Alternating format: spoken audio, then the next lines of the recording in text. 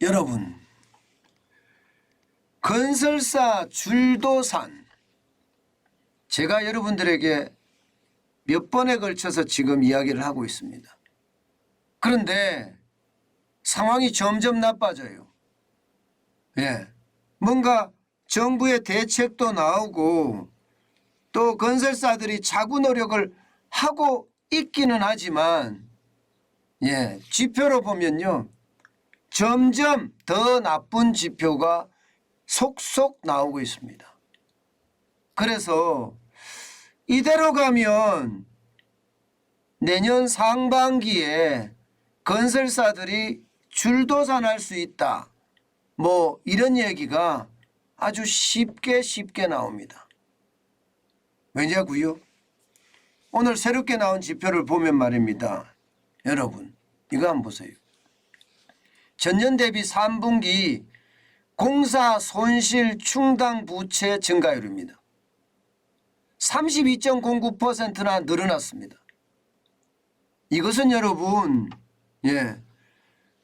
공사를 해서 분양을 하잖아요. 그런데 손실 충당 부채가 이렇게까지 늘어나면 영업이익이 확 줄어든다는 얘기.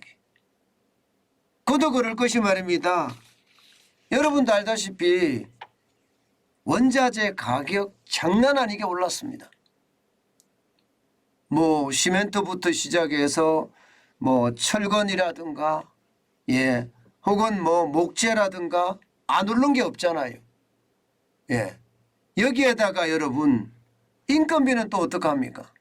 인건비는 문재인 정부 5년 동안 40% 올란 것도 엄청나게 올랐지만 내년에 또 오릅니다. 또 있습니다. 또 있습니다. PF, 쉽게 말하면 프로젝트 파이낸싱이에요.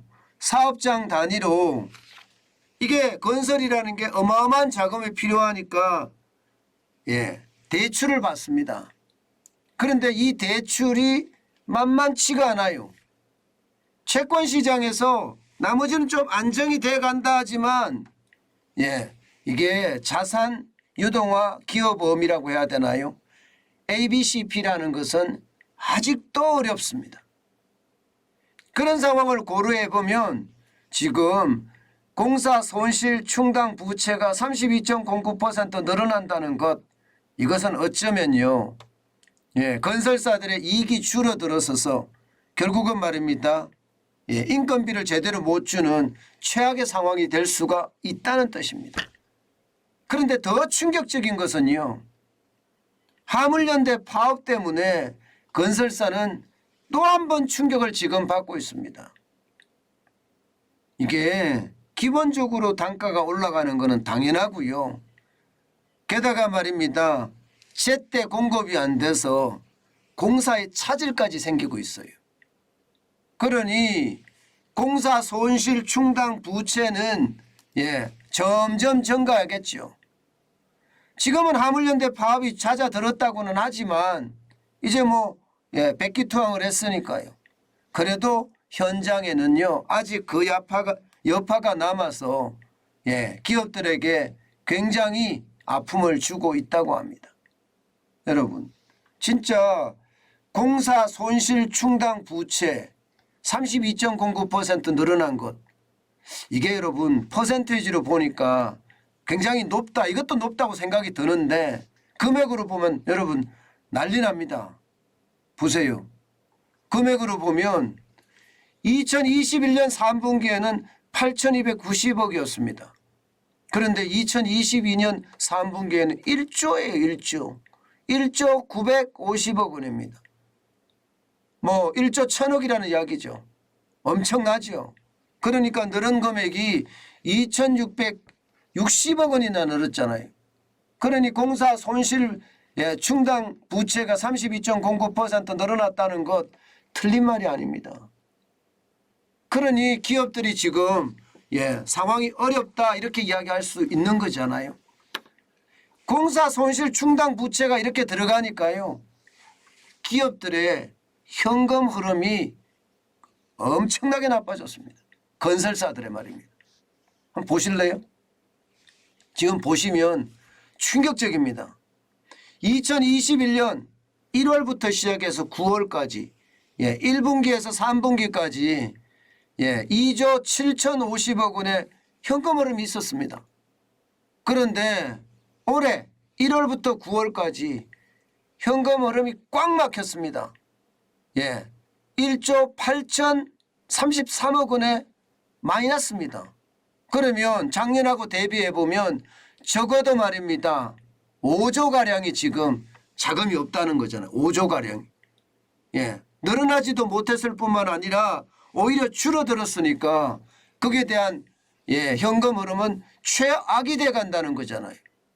이것은 말입니다.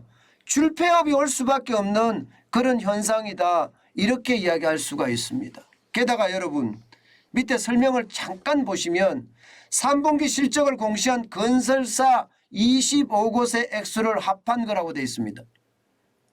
이게 25곳이라는 것은 결국 말입니다. 도급 순위가 굉장히 높다는 이야기예요. 건설사 중에서 잘 나가는 건설사라는 뜻이에요.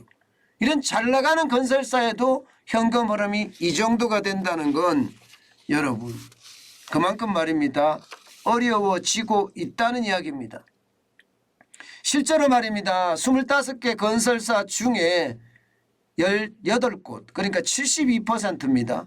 72%의 건설사들에서 공사 손실 충당 부채가 계속 늘어나고 있습니다.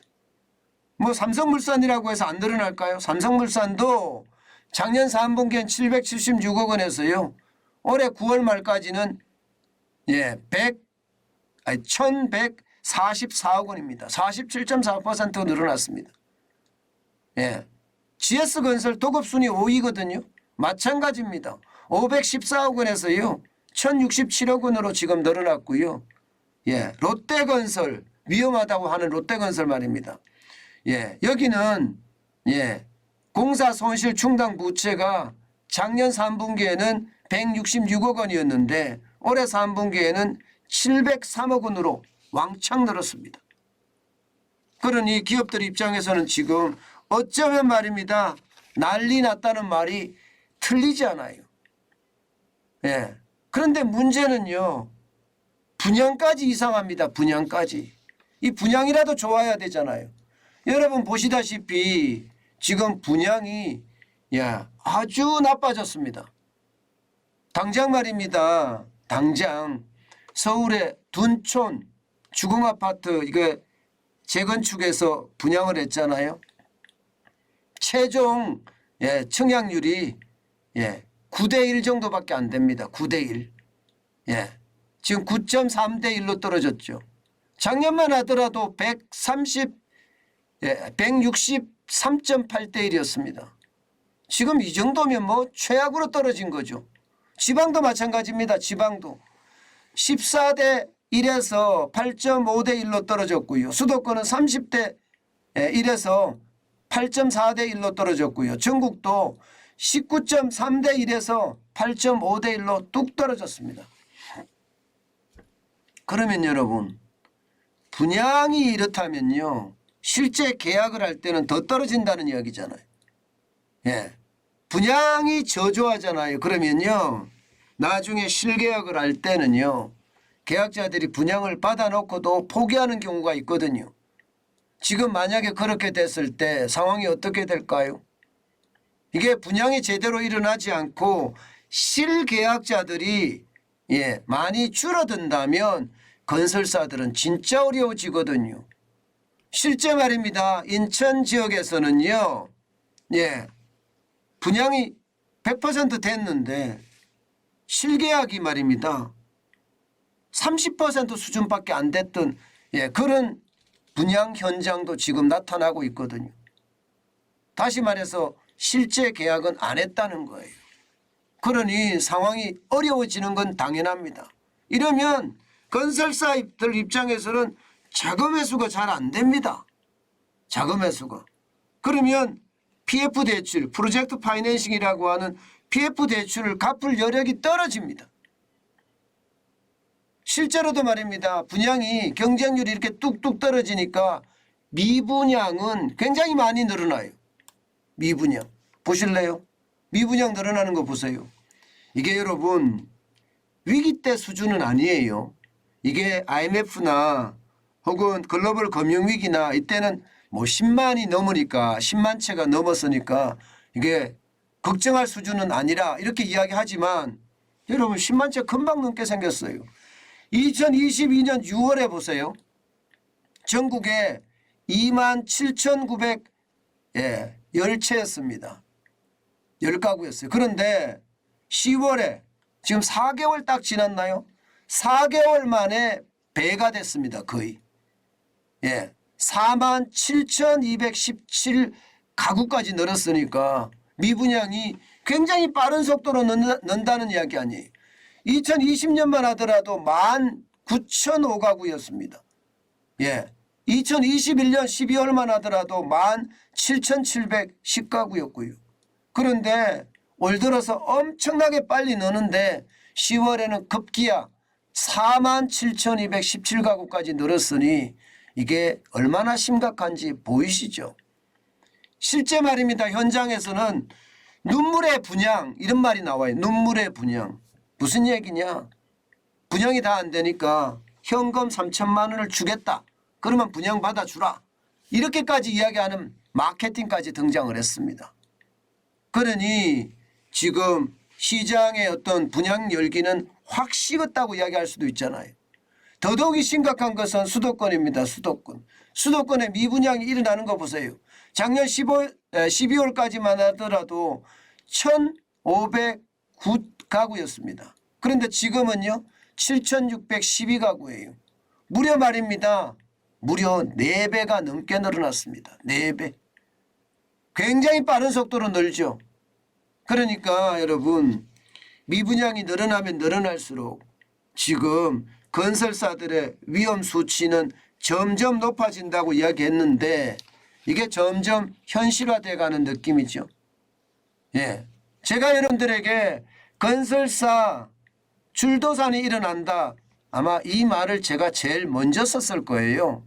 언론사들이 안 쓸 때부터 제가 썼는데 제가 단서가 작은 단서가 나오더라도 저는 그 분석을 해서 이게 대응을 하지 못하면 위기까지 온다. 이 말을 계속 하고 있습니다. 건설사 줄도산 온다도 제가 제일 먼저 말씀을 드렸어요. 그런데 이제는요.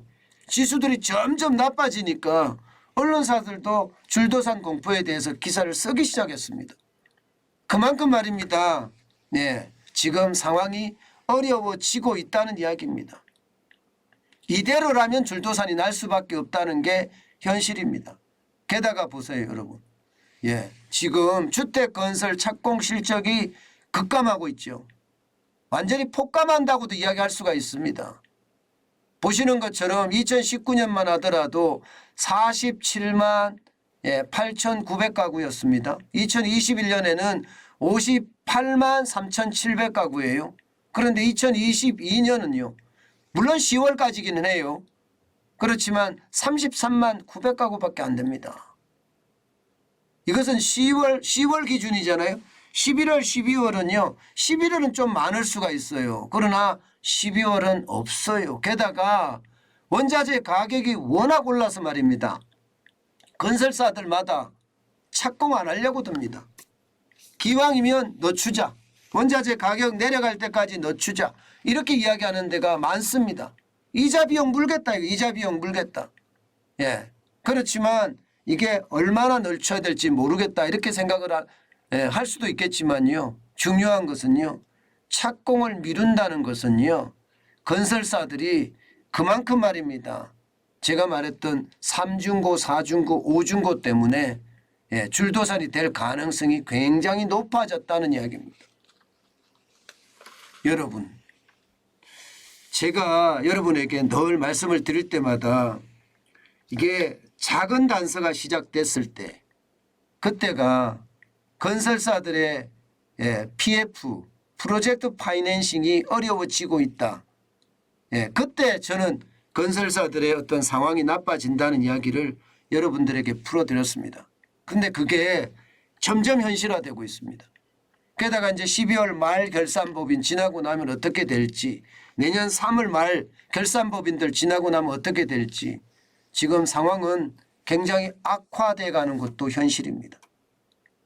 현재까지는요, 지방 건설사들의 도산이 실제로 일어나고 있죠. 충남에서도 우석건설이 도산을 했고요.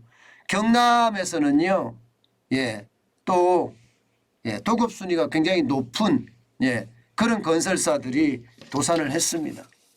실제 말입니다. 도급 순위가 낮은 기업들까지 생각을 하면 이거 어떻게 되는지 모릅니다. 경남의 건설사요? 동원 동원산업건설이라고 거기가 지금 도산을 했거든요. 그러니 이게 지방부터 썰어져서 결국은 말입니다. 중앙으로 점점 몰려오면서 말입니다. 상황은 중소기업뿐만 아니라 대기업까지도 위험에 노출될 가능성 굉장히 클 수 있다. 이런 얘기가 됩니다.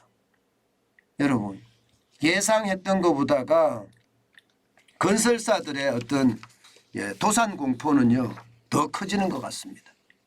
이게 정부가 회사채를 발행을 못해서 자금 조달을 못하는 것은 막아준다고 했지만 막상 말입니다.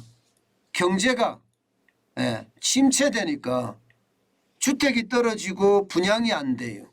그래서 미분양이 늘고 그러면 자금이 잠길 수밖에 없고 잠기니 건설사들이 줄줄이 흑자 도산한다는 말 아마 이대로라면 현실이 될 가능성 굉장히 높아지고 있습니다. 아마 정부가 더 풀겠죠. 규제를 더 풀어서 부동산이 경착륙하지 않게 막으려고 들 겁니다. 어떤 식이든 경착륙하면 건설사들 진짜 위험해지니까요. 정부가 아주 적극적으로 하리라고 보지만 지금 현재까지는 상황이 좋지 않다. 이렇게 분석이 됩니다. 네, 여러분. 제가 늘 말씀드리는 경기 침체의 공포감이 클 때는 투자하지 말자 하는 이야기 많이 하잖아요. 조심하고 또 조심했으면 좋겠다. 그 말씀 다시 한번 올립니다.